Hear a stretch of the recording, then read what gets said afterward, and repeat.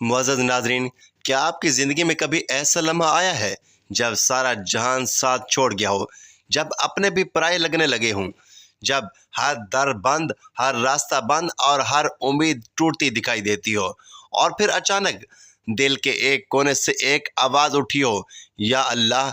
बस यही वो लम्हा होता है जब ज़मीन वाले छोड़ देते हैं और आसमान वाला थाम लेता है।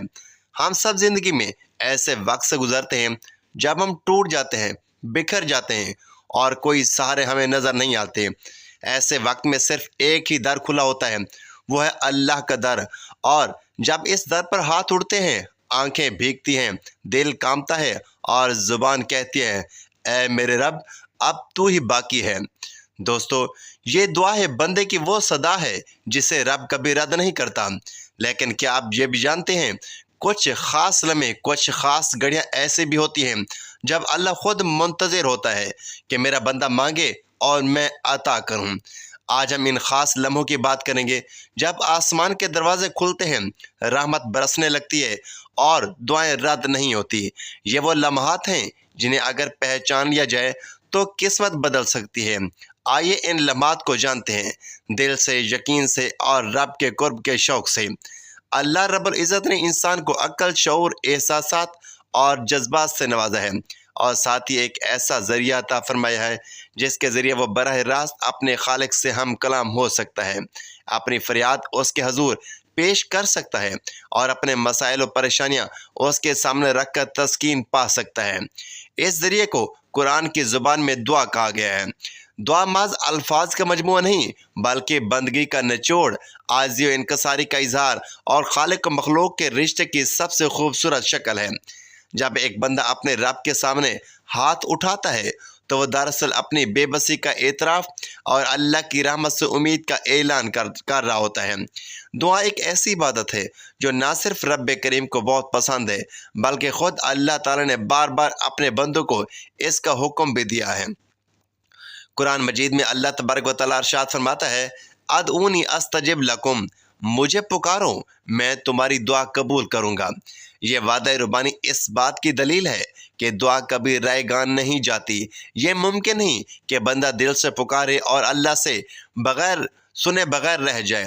अगरचे बाज़ औक़ात दुआ का असर फौरी तौर पर ज़ाहिर नहीं होता, लेकिन अल्लाह ताला या तो वही चीज़ ज़ाहिर अता फरमा देता है, या उसके बदले कोई मुसीबत डाल देता है, या उसे क़यामत के दिन के लिए ज़ख़ीरा कर देता है। हज़रत नबी करीम सल्लल्लाहु अलैहि वसल्लम ने भी दुआ की फ़जीलत को बड़े वाज़ेह अंदाज में बयान फरमाया। एक मौके पर इरशाद फरमाया, अद्दुआ हुवल इबादता, दुआ ही असल इबादत है। ये फरमान वाज़ेह करता है कि दुआ सिर्फ मांगने का अमल नहीं, बल्कि दुआ वो इबादत का आला तरीन दर्जा है।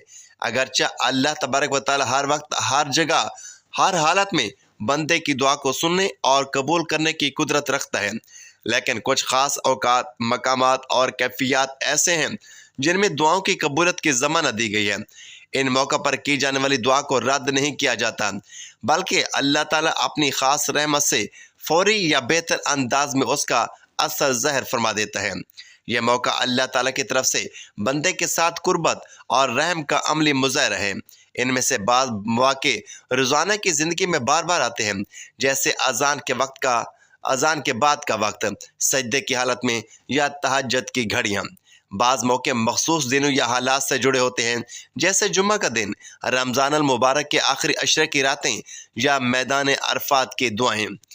हज़ूर अकरम सल्लल्लाहु अलैहि वसल्लम ने अपनी सीरत मुबारक के ज़रिए भी हमें ऐसे मौके की निशानदेही फरमा दी है जिन पर दुआ ज़रूर कबूल होती है।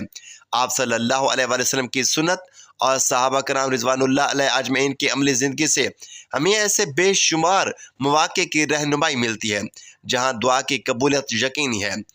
इंसान एक कमज़ोर और मोहताज मखलूक है। इसकी ज़िंदगी में खुशी और गम, राहत और मुसीबत, आसानी और तंगी सभी को चाहता है।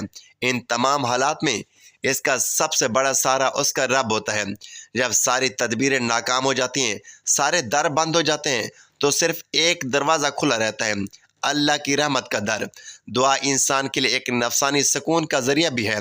وہ دل کو ٹھنڈک پہنچاتی ہے، بے چین روح کو قرار بخشتی ہے اور مایوسی کو امید میں بدل دیتی ہے۔ دنیاوی اسباب کے ہوتے ہوئے بھی ایک مومن کا دل مطمئن اس وقت ہوتا ہے جب وہ اللہ کی بارگاہ میں دست دعا بلند کرتا ہے۔ ایسے بے شمار واقعات حدیث و تاریخ میں ملتے ہیں کہ اللہ تعالیٰ نے کس طرح عاجز بندوں کی دعائیں سنی اور ان کی حالت بدل دی۔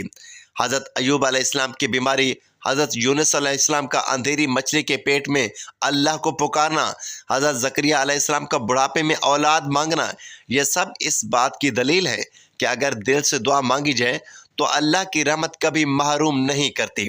دعا کی قبولیت میں ایک بنیادی شرط یہ بھی ہے کہ بندہ اپنے رب پر مکمل یقین رکھے، جیسا کہ نبی کریم صلی اللہ علیہ وآلہ وسلم نے فرمایا، ادعوا اللہ وانتم موقنون بالاجابۃ، اللہ سے اس حال میں دعا کرو کہ تم اس کی قبولیت پر یقین رکھتے ہو۔ یقین کے بغیر کی جانے والی دعا محض رسمی الفاظ کی ادائیگی بن کر رہ جاتی ہے، جبکہ کامل یقین کے ساتھ کی گئی دعا اللہ کے دربار میں ضرور مقبولیت پاتی ہے۔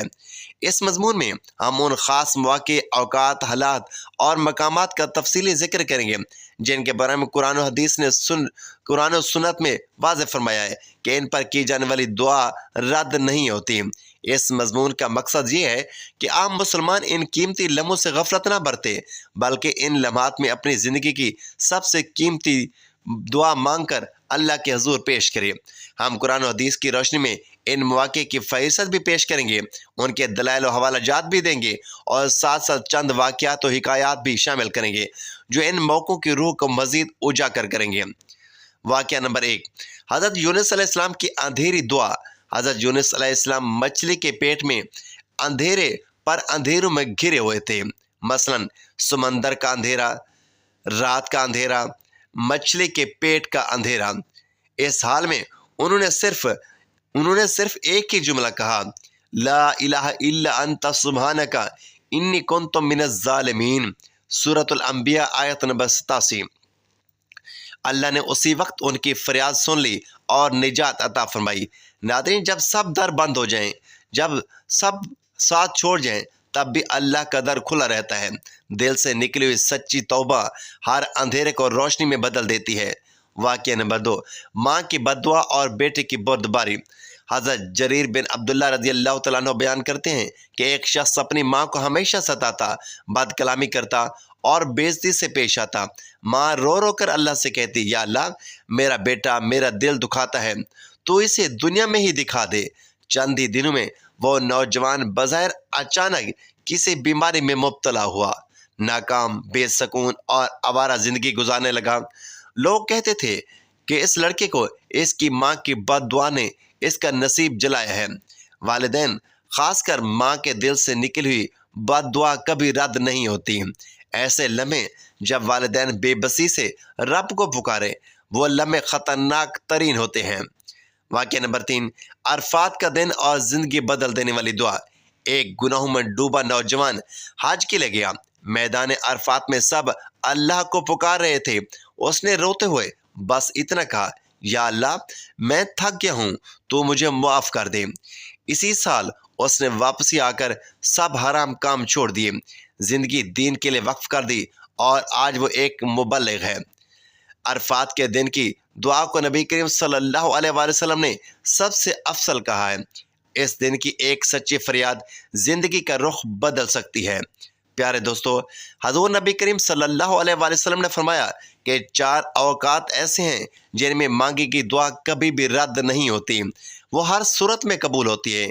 ان وقتوں میں لازمی دعا مانگا کرو، کیونکہ ان وقتوں میں مانگی گئی دعا رد نہیں ہوتی۔ وہ 4 اوقات یہ ہیں۔ نمبر 1، سجدے کی حالت میں مانگی گئی دعا۔ پیارے دوستو، جب انسان سجدے میں ہوتا ہے تو اس وقت مانگی گئی دعا رد نہیں ہوتی، کیونکہ اس وقت وہ اللہ کے سب سے زیادہ قریب ہوتا ہے۔ اگر اس حالت میں دعا مانگی جائے تو اللہ کبھی خالی نہیں لوٹاتا۔ نمبر 2، تہجد کے وقت کی دعا۔ ناظرین، تہجد کے وقت مانگی گئی دعا تیر کی طرح سیدھی عرش پر جاتی ہے۔ رات کے پچھلے پہر جب سب سو رہے ہوں اور کوئی بندہ اٹھ کر صرف اپنے رب سے بات کرے تو اللہ تعالیٰ اپنے بندے سے فرماتا ہے، کون ہے جو مجھ سے مانگے اور میں عطا کروں؟ کون ہے جو معافی مانگے اور میں اسے معاف کر دوں؟ نمبر 3، مظلوم کی دعا اور ماں کی دعا۔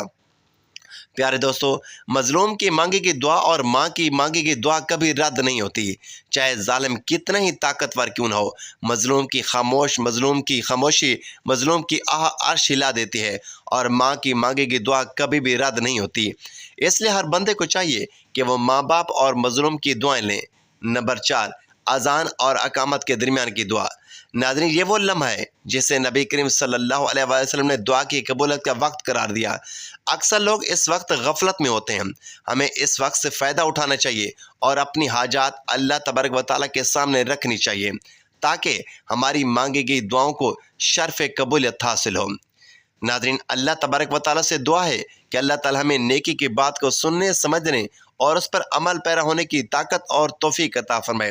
میرا سنانا اور آپ کا سننا اپنی بارگاہ الہی میں قبول و منظور فرمائے، اور ہمارا خاتمہ ایمان پر فرمائے، آمین یا رب العالمین۔ ناظرین، ویڈیو اچھی لگے تو ویڈیو کو لائک کریں، دوستوں میں شیئر کریں، اور اس طرح کی معلوماتی اور سبق آموز ویڈیو روزانہ کی بنیاد پر دیکھنے کے لیے چینل کو سبسکرائب ضرور کیجیے، اور کمنٹ باکس میں اللہ تعالیٰ کے 99 نام میں سے ایک نام ضرور ٹائپ کریں۔ اگلی ویڈیو تک کے لیے اجازت دیجیے۔ اللہ حافظ۔